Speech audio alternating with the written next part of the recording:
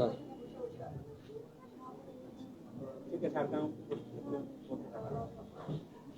ভাই আজকে grand opening এ আসলেন, আপনি তো অনেক ওপেনিং করেছেন আগে, আর এই মানে এই গ্র্যান্ড ওপেনিংটা আপনার কাছে কিছু লাগতেছে না? বুঝতেছি না, কারণ আসার পর তো আপনাদের সামনে বসে গেছি, তো ফিলিংসটা বুঝতে পারতেছি না যে কেন আসলাম, কি কারণে আসলাম, এটাই বুঝতেছি না। ভাই আগে দেখতাম যে আপনি অনেক পাবলিক এখন জানতেন সময় সুযোগ হইলে তখন যাই, সময় সুযোগ যখন মিলে, কারণ এটা তো একটা প্রসেসের মধ্যে দিয়ে হয়তো, তো সময় সুযোগ মিলে তখন যাই। আমরা জানি যে অনেক সময় যারা সোশ্যাল মিডিয়ার সেলিব্রিটি, যারা নায়ক নায়িকা, তারা কিন্তু পাবলিক দাওয়াত খুব কম যায়। তো সেখান থেকে আপনি একটু ব্যতিক্রম। বিভিন্ন সময় দেখা যায় যে আপনি ইসলামিক মাইন্ডেড, সব জায়গায় যান এবং মানুষের দাওয়াত দেন, আসলে সামনে যাবেন কিনা? সুযোগ থাকলে তো বললাম তো, সময় সুযোগ মিললে তখন যাবো ইনশাআল্লাহ। আজকে এখানে ফুড রিভিউ করবেন কিনা, এখানে খাবার কেমন লাগলো এটা আমাদেরকে আজকে আপনি খেয়ে জানাবেন। তাহলে খেয়ে জানি তো, খেয়ে জানি তো। আমরা তাহলে ওই অপেক্ষা করি। আর এখানে আর কিছু বাকি আমরা একটা বিষয়, যেহেতু ফুড রিভিউ করতে আসছেন, আপনার প্রিয় খাবারের একটা তালিকা দিন। হ্যাঁ খিচুড়ি আর ডিম ভাজি খুব ভালো পছন্দের খাবার আমার। আম্মার হাতের খিচুড়ি, ডিম ভাজি, সাথে যদি শুটকি ভর্তা থাকে। এটা নিয়ে কোনো গল্প আছে কিনা ছোটবেলা? এটা তো ধরনের থাকে না যে আম্মা যখন রান্না বান্না করে আর কি, তখন আম্মারে বলি আর কি যে আম্মা খিচুড়িটা, আম্মার খিচুড়ি আমার কাছে সবসময় ভালো লাগে আর কি। তো এই তো মানে ফ্যামিলির প্রত্যেকটা মুহূর্তই তো আসলে মনে রাখার মতো। আপনার আম্মার খিচুড়ি ভালো লাগে, ভাবির হাতে কোন খাবারটা ভালো লাগে? ও রান্না বান্না কিছু এক্সপেরিমেন্ট করে, মানে ভিন্ন ধর্মী কিছু। আমাদের কোনো অভিজ্ঞতা খেতে গিয়ে মানে লবণ বেশি হয়ে গেছে? না, হয় নাই, মানে আলহামদুলিল্লাহ সেটা হয় নাই। দেখলাম যে ও খুব সুন্দরভাবেই রান্না করছে এবং আমি খুব আরাম করে খেয়েছি। নিজেকে রান্না করতে পারেন? ডিম পোস্ট করতে পারি সব। ব্যাচেলারদের মধ্যে তো ডিম পোস্ট আর আলু ভর্তা। হ্যাঁ,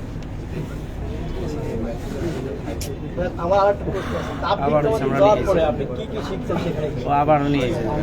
এটা আসলে অনেক কিছু শিখছি। এটা আসলে আপনি যদি নিজে না জানেন, আপনি কখনো গেছেন?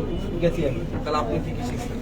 আমি যাই শিখছি সেটা আমার ব্যাপার। আমি আপনার মতো করে একই জিনিসই শিখছি আসলে। মানে আচ্ছা। এটা আসলে আলাদা করে বোঝানো যাবে না। ভাইয়া মানে ওখানে যাইতে হবে, ওখানে গিয়ে আত্মস্থ করতে হবে, নিজের মনের মধ্যে ধারণ করতে দুটো হবে। মোবাইল লাগানো কিছু বুঝতে পারবেন যে আপনি কি কি শিখছেন।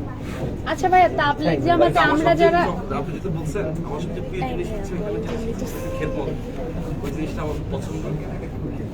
ওই তারপরে জামাতে একটা ওই একসাথে খাওয়া। খেদমত করা, এই জিনিসটা আমার খুব ভালো লাগছে। এটা আমার ভালো লাগে, এটা ভালো লাগে। ভাইয়া সেখানে গিয়ে আপনি তো একজন সেলিব্রিটি, তো ওখানে যারা ছিল তারা আপনাকে একটু আলাদাভাবে দেখেছে কিনা? না, ওইখানে আসলে সেলিব্রিটি বলে আমাকে আলাদাভাবে রাখার কোনো কারণই নেই। এখানে আমরা সবাই এক। বলবেন ছোট করে একটা বিষয় হচ্ছে, এখন উত্তরবঙ্গে বন্যা চলছে, এর আগে আমরা দেখলাম ট্রেনের মতো। এই ক্ষেত্রে আপনি আপনার জায়গা থেকে দেশবাসী, তো আপনার মতো যারা, তাদের প্রতি কি আহ্বান? সবার প্রতি আহ্বান নেবো পাশে দাঁড়াইতে, সবাই সবার জায়গা থেকে সামর্থ্য অনুযায়ী আপনারা পাশে দাঁড়াবো। এটা যদি একটু ক্লিয়ার করে বলতেন যে উত্তরবঙ্গে বন্যা পরিস্থিতি ক্লিয়ার করে যদি বলতেন। বন্যা পরিস্থিতির আগে আমরা নোয়াখালীতেও দেখছি, ফেনীতেও দেখছিলাম।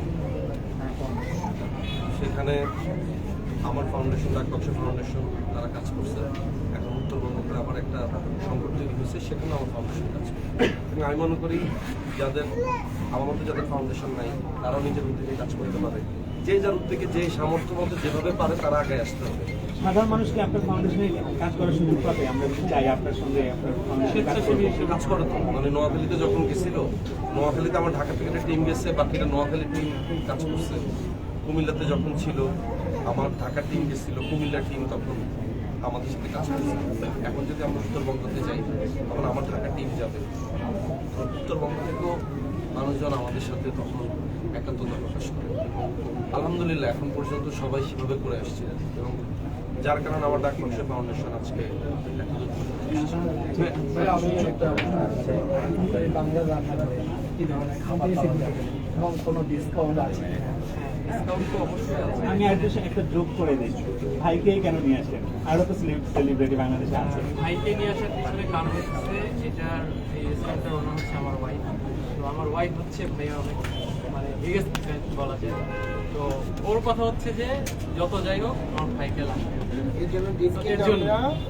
একটু পলাশের শিডিউল পাওয়ার পর কিন্তু আমরা টিকিট ফাইনাল আমরা আমাদের এটা ওপেনিং করার প্ল্যান ছিল গত আরো আগে। মাসের 5 তারিখে, কিন্তু ভাইয়া সম্ভবত দেশের বাইরে ছিল, এর জন্য আমরা এই ডেটটা চেঞ্জ করে এই 1 তারিখে নিয়ে আসছি।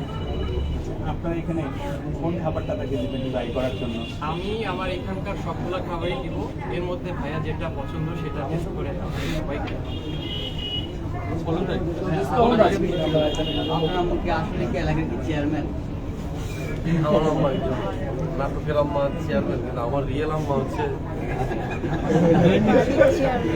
বলুন ভাই, ছোট্ট একটা প্রশ্ন। আপনি উত্তর দিলে দিতে পারবেন, না দিলে কোনো কথা নেই। সেটা হচ্ছে সাকিব আল হাসান বাংলাদেশের সর্বকালের সর্বশ্রেষ্ঠ ক্রিকেটার। তার মতো একজন ক্রিকেটার তিনি আক্ষেপে বলবো ঘরের মাঠে একটা টেস্ট খেলে তিনি ক্যারিয়ারের সমাপ্তি জানান। তো এই জায়গা থেকে নিরাপত্তার একটা ইস্যু তৈরি হয়েছে। আপনি ক্রিকেটার সাকিবের এই বিষয়টাকে আপনি কীভাবে দেখেন? ক্রিকেটার সাকিব আমাদের সবার পছন্দ। ক্রিকেটার সাকিবকে আমরা ছোটবেলা থেকে আমরা যারা বেড়ে উঠছি তারা সাকিব আল হাসানের খেলা দেখে বেড়ে উঠছি। তার আরেকটা যে পরিচয়, সেই পরিচয়ের সূত্র ধরে তার নিরাপত্তা সরকার, বিসিবি এগুলোর সাথে তাদের ব্যাপার, তারা নিশ্চিত, তারা এটা সিদ্ধান্ত নেবে যে তারা তার সাথে কথা বলবে। ক্রিকেটার সাকিব আল হাসান আমাদের এখনো ভালোবাসার জায়গা আছে। দাদা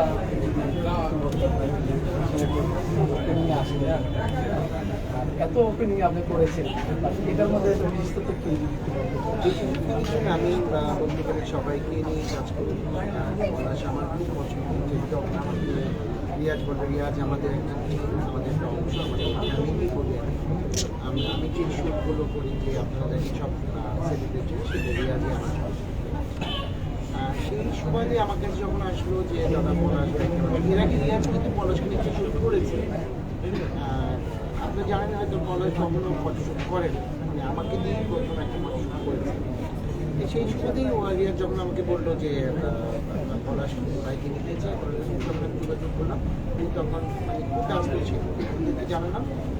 তখন বললো যে পলাশ ভাই যেই দিক দেখছিলাম আমরা সেদিকে। এটা আমাকে ভালো লাগছে যে একটা পছন্দের মানুষকে তারা মানে নিয়ে আসছে, এটা আমার খুব ভালো লেগেছে। এই কারণে আর পলাশও আমাদের প্রচুর সাপোর্টিং দিয়েছে। যারা নতুন, ওরা কিন্তু উদ্যোক্তা যারা, তাদেরকে আমি এবং পলাশ আমরা গাড়ির মধ্যে বলছিলাম যে আমরা তাদের পাশে থাকি। যারা নতুন, আমরাও কিন্তু একসময় এরকম নতুন ছিল, সেই সুবাদে আজকে ওদের পাশে আসা। ঠিক আছে, আমরা বলার কাছে একটু যুক্ত করি।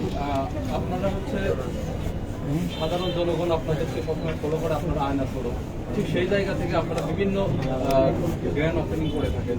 তো এই যে গ্র্যান্ড ওপেনিং করেন, এখানে যদি মানে খাবারের মান খারাপ হয়, সেক্ষেত্রে আসলে আপনাদের করণীয় বা সেই দায়বদ্ধতা আছে কিনা? আপনাদের বলতে কাকে বুঝেছেন জানি না, বাট আমি স্পেসিফিকলি আমি যেটা করি সেটা হচ্ছে যে আমি খুব রেয়ারলি এরকম ওপেনিংয়ে থাকি এবং আমি সব কিছু বিচার বিশ্লেষণ যাচাই বাছাই করে তারপরে আসি। এই যাচাই বাছাই ছাড়া আমাদের কেউ পাবে না আসলে, মানে এরকম যে আমরা টাকা দিল নিয়ে আসতে এইটা সত্যি। পলাশকে আনতে গেলে আমারও অনেক হিমশিম খেতে হয়েছে। পলাশকে যখন আমি যে কোনো শুটে থাকি বা যে কোনো ওপেনিংয়ে যখন পলাশকে চাই, ওর সাথে আমি অনেক বসতে হয়, অনেকবার বসতে হয়। ওকে আমি জ্বালাই যে যেমন মানে এই প্রোগ্রামটা নিয়ে কিন্তু বলা যায় ইয়েস নো ইয়েস, মানে ও না এটাতে কমফোর্ট জোন মনে করে না। যে এত ক্রাউড, এত আমাদের কী হয়, আমরা যখন অবশ্যই এই গানটা দেখি, ও এটা সেটা কিন্তু দূরে থাকে, ও খুব ফ্রি হয়। এই আর কি। ঠিক আছে, আমার মনে হয় আমরা রিভিউটাই করতে পারি। যদি কি হবে, ভাই